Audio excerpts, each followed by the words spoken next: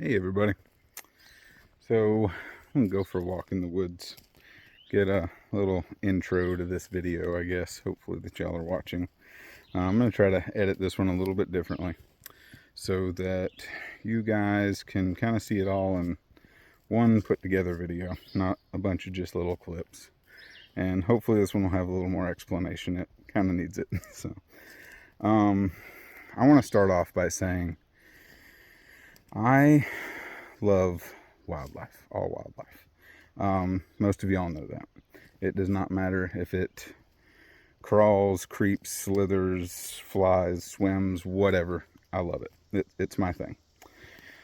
I've been doing what I do in the woods, catching critters, catching things, hunting, fishing for over 30 years. It's what I've always done. That's what Dad raised me to kind of get out and do. That was our thing. I want to say y'all are about to see me do something very, very dangerous. It's not a joke. It's nothing to be taken lightly. It is something that I don't want anyone to ever do at home. This is not something I got into overnight. This is not something that you go, oh hey, Trevor did it. I wanna be nice and save the snakes and stuff too. It's not something you jump into, okay? So with that being said, hope y'all enjoy.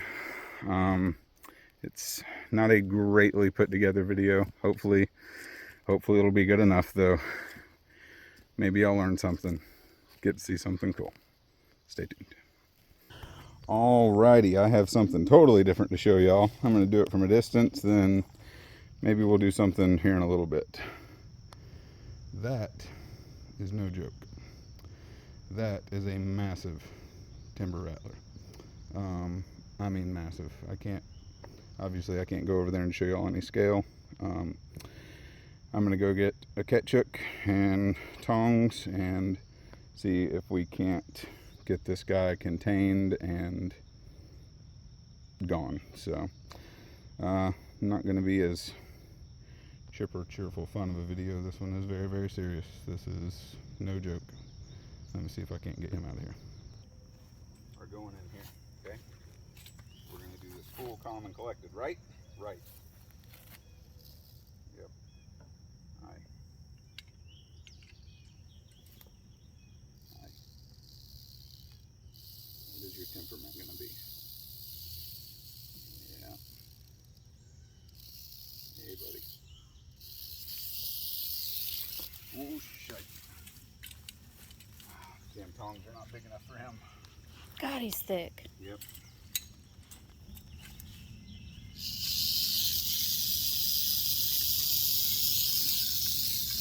Here he comes.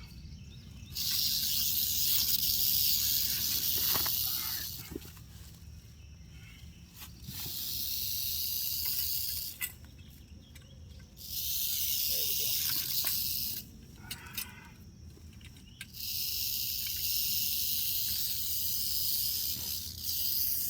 He is pissed.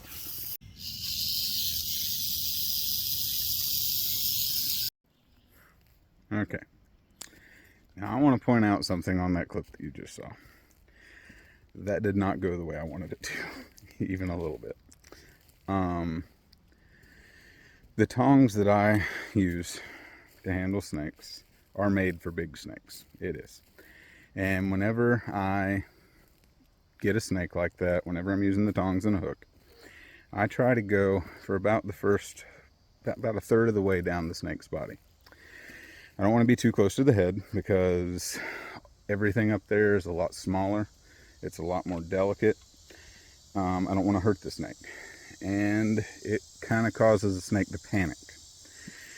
They thrash around a lot more. And again, that leads to snakes being injured. So when I went to grab that snake, kind of upper part of the midsection, I had grossly misjudged how thick that snake was. I grabbed the snake. When I went to apply pressure with the tongs, she kind of jumped to the side a little bit to get away from it and popped right out of the tongs. Way, way, way bigger than I thought. So what then happened is she jetted up into the logs. And when the snake got into those logs, I tried maneuvering them back out, and it just wasn't working. So actually had Kelly run back down to the house and get a really long extension pole, like for paint rollers, that type thing. And I used that up in between the logs to try to coax the snake to pop out the other side, which, lucky for me, that's exactly what happened. I was able to just kind of keep aggravating the snake enough to get out of that log pile, because I could not leave that snake where it was. She's literally in the driveway.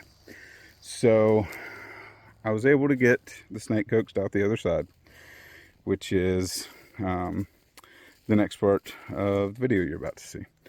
Finally got her out the other side. I was literally on my hands and knees down at the edge of the log pile, doing it as safely as possible to try to get that snake to pop out. But that is why things did not go the way that I wanted them to, and it was not a simple, you saw me pick up the snake and put him or her in the cooler I used. Not a great catch box, but it worked. So that's what happened. Didn't go smoothly.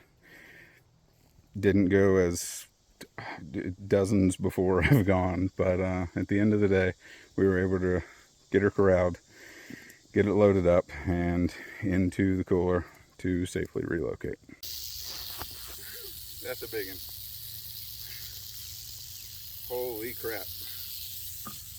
Oh, there's a strike.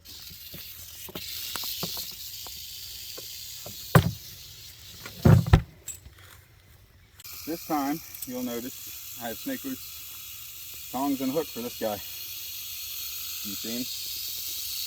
That is a very, you can kind of get a grasp of the size of him now that he's in a cooler. That's a full-size Yeti, or I'm sorry, Ozark Trail cooler.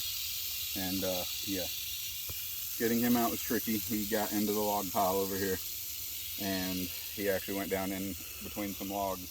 Had to get a damn extension pole to push him back out the other side, but we were able to get him out.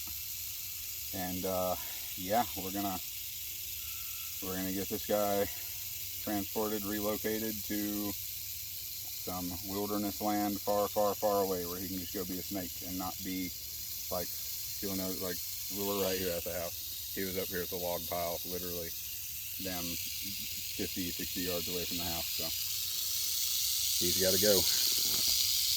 Sorry, dude, you're being evicted. Bye, buddy.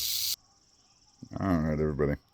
I've purposely waited just a little while to make this video. It's this next morning. I wanted it to be a little bit cooler. Helps calm snakes down if they're a little bit colder, things like that. I want to show you guys a little bit more up close. Show you what we've got. Big timber rattler. Swap it around here. Contained. Got him calm and collected. And there we go. I want y'all to notice something. This snake is not even rattling right now. You notice, even with me moving around, you can, I don't know if you can see, hold on, let me get my hook out. I'll zoom in a little bit here. Tongue's flicking. Alert, paying attention, knows exactly where I am. But still, oh, there goes a little rattle. And then went right back down. She is only doing this to let me know, just leave me alone. That is all that these snakes want, is to get away, to be left alone. They're not after you. They're not, you know, they don't want to bite or anything like that. They're venomous for food. It is not for, you know, mindlessly trying to bite people. That's not what they do. Again, you notice how calm, cool, collected. It's a wild snake, obviously. She doesn't like me being here. If I move, there we go. We get a rattle. You see the rattle there. The rattle is made out of keratin, just like your fingernails. That's what all their scales are made out of. And every time they shed, nope, stay in. Every time they shed, they get a new button. So you've always heard, well, however many buttons they have, that's how old the snake is, and that's not true at all. They get a new button every time they shed, and that can be dependent on, age is part of it, but it's diet, health, how much they've been eating, all those types of things.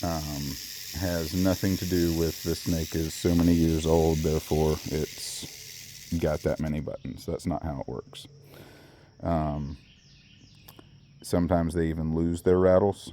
All it is just little loose pieces of scale. It's a modified scale at the end of their tail that when they shed, it goes back over on top of, hold on just a second, goes back over on top of the others, and they just keep adding on, and that's how they get their rattle. And then when they get nervous, they vibrate and shake the end of their tail, and you hear this noise right here. So this snake, I'm sure y'all keep hearing me say she. I'm wondering if this is not a gravid female. I mean, she's got babies in her. I think that may be what's going on and why she's as big as she is. At first I thought maybe it was just a really good meal, but the more that I'm looking, typically a really big meal like that is a very distinct single lump, and it could just be she's a very healthy, very fat snake, but I'm kind of thinking that, oh, stay down, baby, that she may be gravid. And again, you notice I'm using the hook up here close to the snake, things like that, and she keeps, rattling and then stopping. She's actually pretty calm. It's just a warning. She wants me to leave her alone and go away.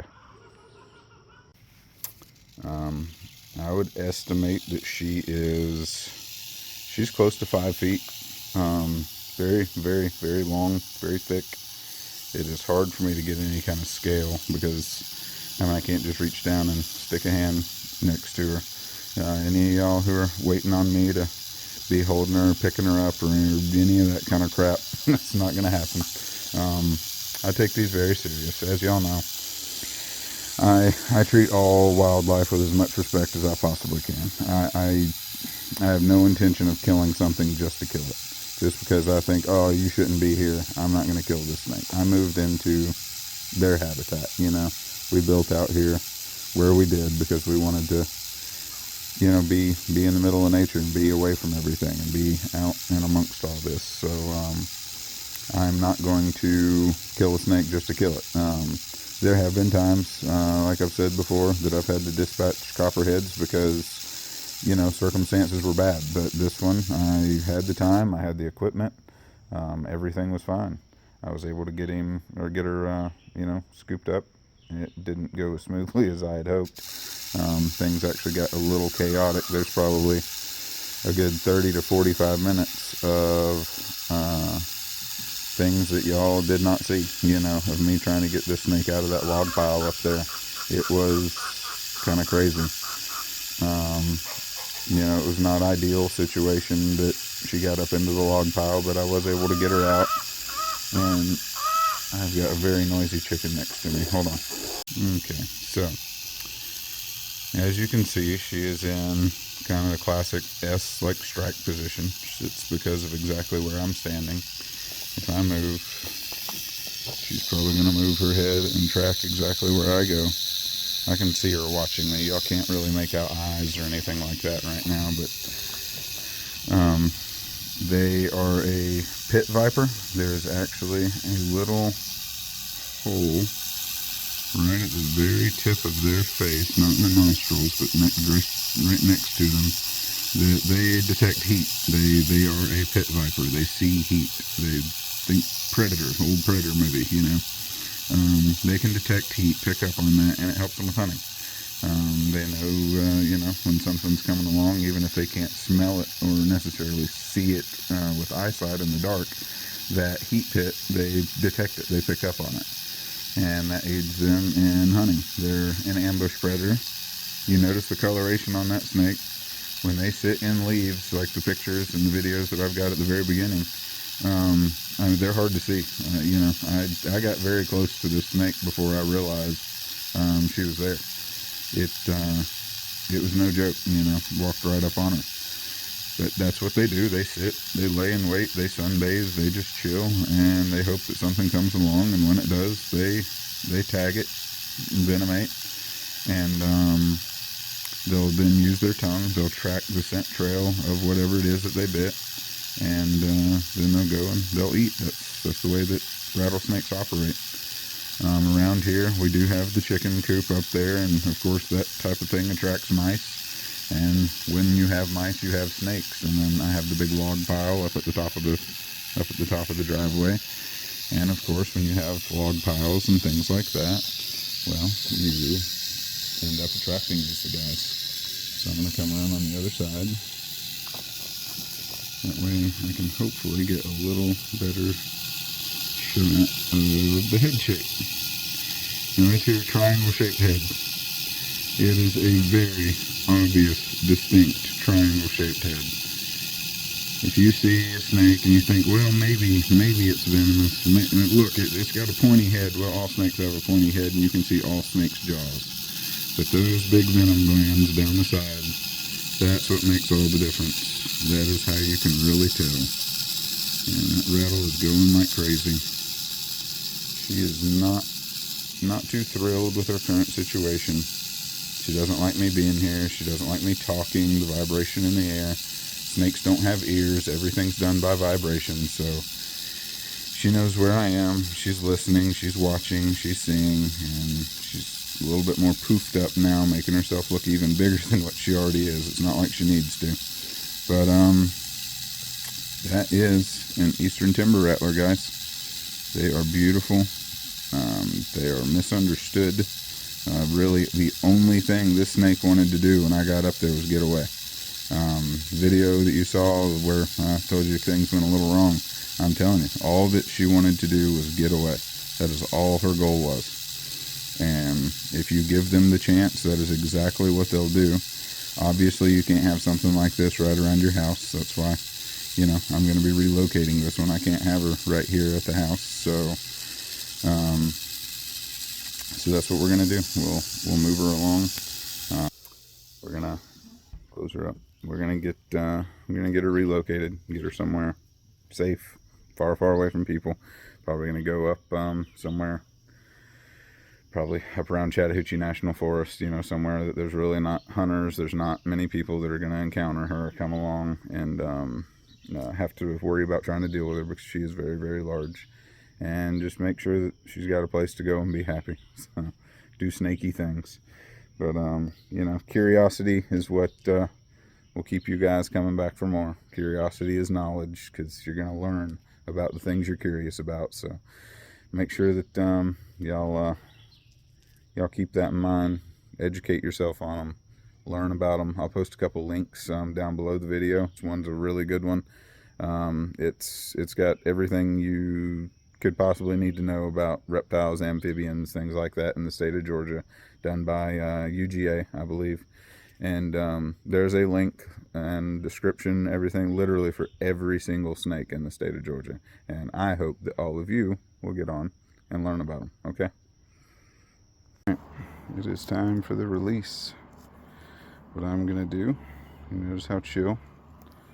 I'm way the hell up here at the edge of Dawson Forest Tract, WMA. So hunters beware, but I'm just gonna let her do her thing. She is ready to go. Now y'all can get an idea of just how dang big that snake was. Bye, baby. Go on.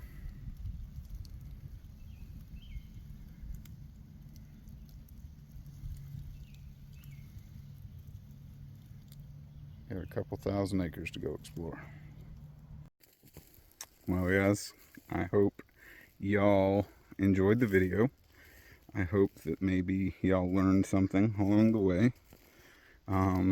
anybody has any questions about anything, by all means, drop a comment, message me, whatever. Just please always be careful out there. Don't try what I do, please. Call somebody, call me, call whoever, call a professional to come out and hopefully relocate. Sometimes that's not an option. Sometimes snakes get in predicaments. I've had to dispatch copperheads here around the house before. It happens, but I hope that you guys stay curious, keep enjoying nature, get out, learn about it, love it, spend as much time as you can out here like this. Get out in the woods, nobody, nothing around. It's the best place in the world to be. So enjoy it, guys. Hope that bring y'all some more videos very soon. Bye, guys. There you go. You see him? See, he's got a big triangle head. And he's got those stripes. You see how his scales are kind of pointy and spiky looking too? Yeah. That's a lot of things that tell us that that's a venomous snake, okay? And of course he's got a rattle. Oh, see, Mama's making him rattle because he got close. If he sees stuff move and it makes him nervous, then he rattle. And he's got a big rattle. I see 1, 2, 3, 4, 5. Oh, he moved. 1, 2, 3, 4, 5, 6, 7. It's either 8 or 9 buttons on this rattle. And he does that every time he sheds. He gets a new one. And that makes it so it goes. Oh, I know. It's okay.